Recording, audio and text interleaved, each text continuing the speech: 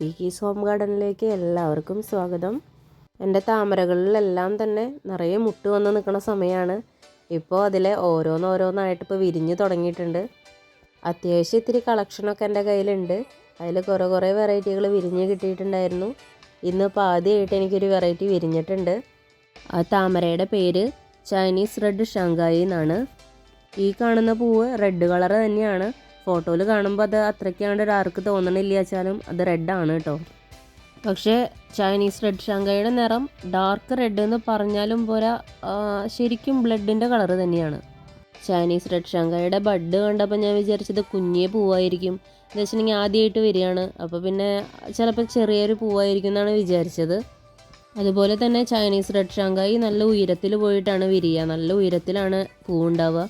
പക്ഷേ എൻ്റെ ബഡ് ഉണ്ടായത് ഉയരത്തിലല്ല, ലീഫുകളും അതെ ബഡും അതെ അത്ര ഉയരത്തിലല്ല ഉള്ളത്. അപ്പോൾ ഞാൻ വിചാരിച്ചു അത് വിരിയുമ്പോൾ അത്ര ഭംഗി ഉണ്ടാവില്ല, കുഞ്ഞേ പൂവായിരിക്കും എന്നാണ് വിചാരിച്ചത്. പക്ഷെ അത് വിരിഞ്ഞപ്പോൾ എനിക്ക് ഭയങ്കര സന്തോഷമായി. നല്ല വലിയ പൂവ് തന്നെയായിരുന്നു കേട്ടോ. ആദ്യമായിട്ടുണ്ടാവണ പൂവ് ഇത്ര വലുപ്പമുണ്ടെന്ന് വെച്ചാൽ ഇനി വരുന്ന ബഡുകൾ നല്ല വലിയ ബഡുകളായിരിക്കും, നല്ല വലിയ ഫ്ലവേഴ്സാവും ചിലപ്പോൾ ഉണ്ടാവുക. ഇനി നമുക്ക് എൻ്റെ ആദ്യമായിട്ടുണ്ടായിട്ടുള്ള ചൈനീസ് റെഡ് ഷാങ്കായിനെ കാണാം. ഇതാണ് ആ സുന്ദരി.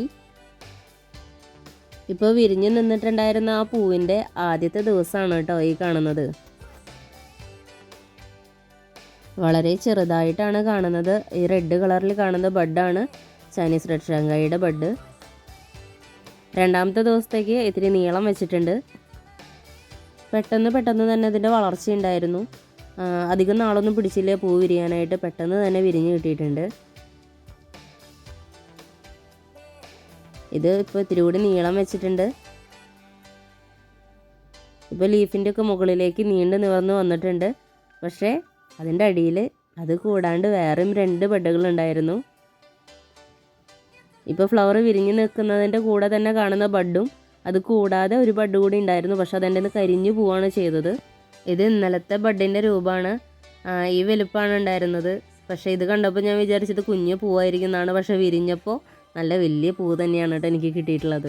സാധാരണ നമ്മുടെ നാടൻ താമരകളുണ്ടല്ലോ, ഈ പാടത്തൊക്കെ നിൽക്കുന്ന നാടൻ പിങ്ക് കളറിൽ ഉള്ള നാടൻ താമര, ആ താമരയുടെ അതേ രൂപമാണ് ചൈനീസ് റെഡ് ഷാങ്കായിക്കുള്ളത്. ഇപ്പോൾ ഒരുപാട് താമരകളുടെ കളക്ഷൻ എല്ലാവരുടെയും കയ്യിലുണ്ട്. നമ്മുടെ എല്ലാവരുടെയും തന്നെ സ്വപ്നമായിട്ടുള്ള സഹസ്രദളപത്മം 1000 ഇതളുള്ള താമര, അതേപോലെ തന്നെ ബുച്ച, തമു, നമു എല്ലാത്തിലും തന്നെ ധാരാളം പെറ്റൽസ് ഉണ്ട്. പക്ഷേ ചൈനീസ് റെഡ് ഷാങ്കായിക്ക് സിംഗിൾ പെറ്റൽസ് ആണ് ഉള്ളത്. സിംഗിൾ പെറ്റൽസ് ആണെന്ന് വെച്ചിട്ട് ഭംഗി കുറവൊന്നുമില്ല, ഭയങ്കര ഭംഗിയാണ് കാണാനായിട്ട്. ഞാനൊരുവിധം എല്ലാ താമരകളും വിരിയിച്ച് കൊടുക്കുകയാണ് ചെയ്യാറ്. ചൈനീസ് റെഡ് ഷാങ്കായി തന്നെ നിന്ന് വിരിയുന്നതാണ് കേട്ടോ അതിന് ഭംഗി. വിരിയിച്ച് കൊടുക്കുമ്പോൾ ഇത്രയും ഭംഗി അതിന് കിട്ടില്ല. പിന്നെ ഇതിന് ഏറ്റവും വ്യത്യാസം, എല്ലാ താമരകളിൽ നിന്നും വ്യത്യാസമുള്ളൊരു കാര്യമുണ്ട്. ആമ്പലുകളൊക്കെ രാവിലെ വിരിഞ്ഞിട്ടുണ്ടെങ്കിൽ അതൊരു ഉച്ചയോട് കൂടിയിട്ട് അല്ലെങ്കിൽ ഉച്ച കഴിയുമ്പോഴേക്കും കൂമ്പി പോവാറുണ്ട്. അതേപോലെ തന്നെയുള്ളൊരു താമരയാണ് കേട്ടോ നമ്മുടെ ചൈനീസ് റെഡ് ഷാങ്കായി. വേറെ ഏതെങ്കിലും താമരയ്ക്ക് ഇങ്ങനെ ഒരു പ്രത്യേകത ഉണ്ടോ എന്നുള്ളത് എനിക്കറിയില്ല. എൻ്റെ കയ്യിലുള്ള ഒന്നിനും ഇങ്ങനെ ഒരു പ്രത്യേകത ഇല്ല. ആമ്പലുകൾ മാത്രമാണ് ഇങ്ങനെ ഞാൻ കണ്ടിട്ടുള്ളത്. ഉച്ചയ്ക്ക് ഞാനൊന്ന് കാണാനായിട്ട് പോയപ്പോൾ ആൾ ഈ അവസ്ഥയിലാണ് നിൽക്കുന്നുണ്ടായിരുന്നത്. എനിക്കത് കണ്ടപ്പോൾ ഭയങ്കര അത്ഭുതമായി. ചൈനീസ് റെഡ് ഷാങ്കായിനെ കുറിച്ചിട്ടുള്ള ഇന്നത്തെ വീഡിയോ എല്ലാവർക്കും ഇഷ്ടപ്പെട്ടിട്ടുണ്ടെങ്കിൽ എല്ലാവരും എൻ്റെ വീഡിയോ ലൈക്ക് ചെയ്ത് സബ്സ്ക്രൈബ് ചെയ്യണേ. അതുകൂടാതെ ഞാൻ പറഞ്ഞു തന്ന കാര്യങ്ങൾ നിങ്ങൾക്കൊരു പുതിയ അറിവാണെങ്കിൽ എല്ലാവരും കമൻറ്റ് ചെയ്യണേ. ബായ്.